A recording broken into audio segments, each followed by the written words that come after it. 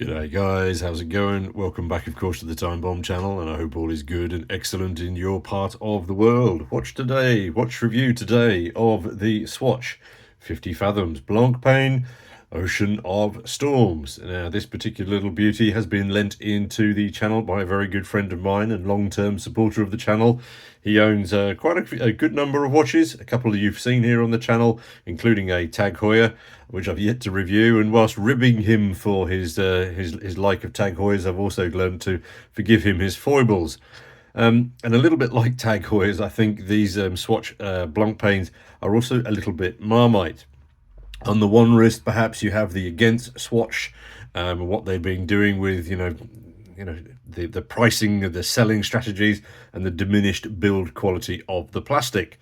On the other wrist, you have Swatch opening up the watch world to a whole bunch more people, many people in the watch owning world who've never probably heard of Blancpain. So you've got some different perspectives there. Let us know down below in the comments which wrist you guys are on. So let's just zoom in a fraction. So key speccage on these, as always, they retail for around £350 here in the UK, and they're still doing that really silly thing of not selling them on online. I just don't get it. It just doesn't make any sense at all. But the across the dial, then they're about 42 millimeters. Add a little bit extra for the crown because it does protrude somewhat. But then again, importantly, the dial aperture is just actually under 30 millimeters. So you do lose quite a lot of the width because the bezel, as you can see, is a little bit of a chunker. North to south, it's a very manageable 48 mils, and then it's about 14 mils deep, depending, of course, if you were to keep it on this strap as well, that's going to push it up even higher on your wrist. And then I don't know, actually, I find it is at 22 mils, 22 mil lugs, but it's a very, very tight 22 mils in there. It comes when you've possibly seen on the dial there with 91 meters of watery goodness. And just in case you were thinking that they got that wrong or that they'd written it incorrectly, it's the equivalent to 50 fathoms, blah, blah, blah. These come in other colors and reflect some bold bold uses of color. I mean, this pink ocean thing to me is just way too bright, man, and a bit too gimmicky. On the contrary, I think this green abyss is very, very, very cool, and I think the colors really work well together. They're sort of more homogeneous. And then this is this blue lagoon version, which is a little bit like the movie. It's kind of good, but it'll also make you feel somewhat uncomfortable. Coming back to that bezel as a starting point, because it's a huge, thick bezel. The action is quite decent. And it's got really sort of, baby buzzsaw about it. Very strong noise. Oh, shut up. Yeah, it's very, very even. And as I say, very, very, very, very noisy at the same time as well. And there's just a tinsy bit of black backplate in there, but I think that's more that it just where it sits, between its grooves. It lines up as well. The hands, I think, as well, are pretty clear and legible. But the one thing that I have noticed, specifically more perhaps in the daylight, is that you do get a lot of distortion off that boxy acrylic up the top there. It casts, let me see if I can get in a little closer to show you what I mean here.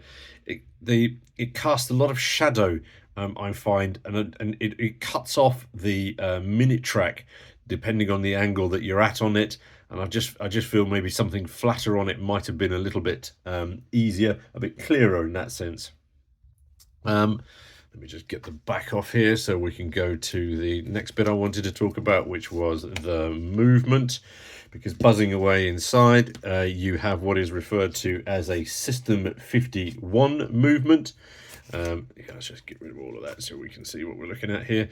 So this is a, as I say, System 51 movement, which is allegedly a Swiss movement of surprisingly 51 parts. It has a 90-hour power reserve, and again, some of you will be familiar with the Niverchron hairspring.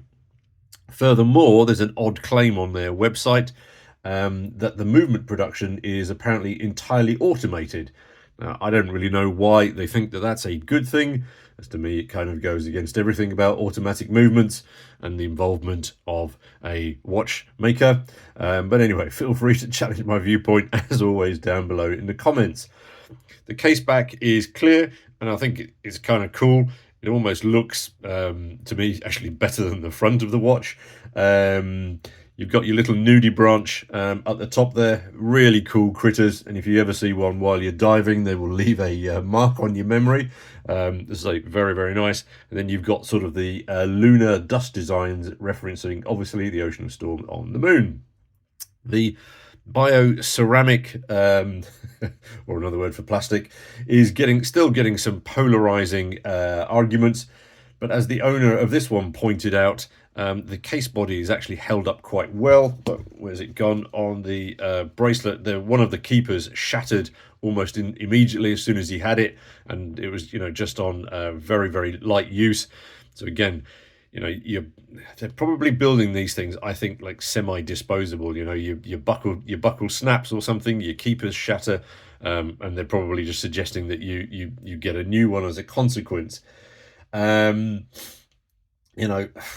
I think for case bodies, I think the use of the bioplastic is a good option, but I think the brand do need to make some compromises and use something considerably more durable on things like the keepers, buckles, and then the chrono pushers, for example, on the Moon Swatch. The strap then comes as well with from recycled materials. But if this were mine, I think I'd be more inclined to throw this on a a nice dive rubber strap.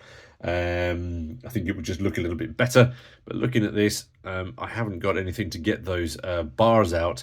If you've had any experience of taking those spring bars out, I mean, what do you need? Like a very small, zoom in a fraction more. What do you need? A very small, I can't focus on it.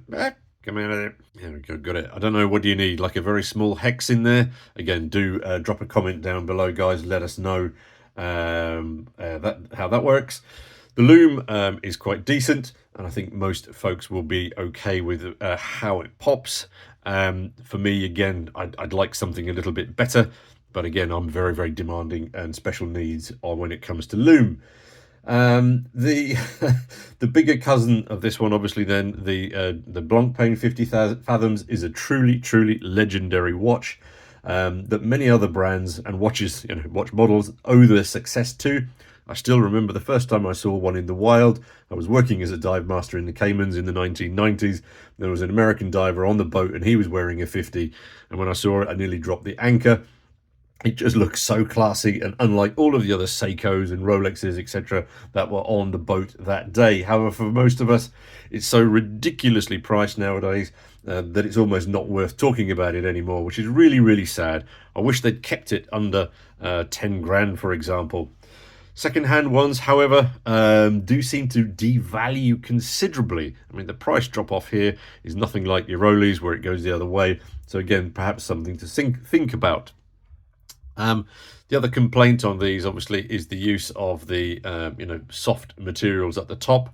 This one's got a couple of dings on it, so again, you might just want to make sure that you've got a little bit of polywatch sitting around to polish those things out. I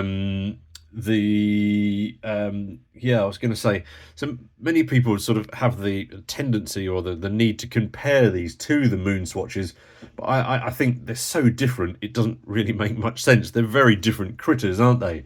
This watch is more water friendly and it's more robust due to it having fewer sticky out bits.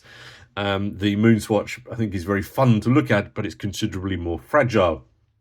I do like the fact that they made this an autumn. Sorry, quick set date just down the bottom. I do like the fact that they made this an automatic as opposed to just shoving a quartz in there. You can see it's it's just cutting corners there, guys. Really didn't need to do that, did they? But anyway, I like the fact that they've made it an auto. I just think it's a step up. I don't think really it's a homage or an alternative to a Blancpain 50. It's a fun offering. It's so far removed from the current 50 Fathoms that I don't think it really stains the brand in any way, because there ain't no way you're going to confuse those two watches. Anyway, I think it probably, as I mentioned before, it's raised a lot of brand awareness for Blancpain in a very, very, very big way. Have they done it to everybody's tastes? Probably not. But anyway, those are my views as always. Really look forward to hearing your thoughts and comments down below. And we'll catch you all in the next watch vid. Cheers, guys.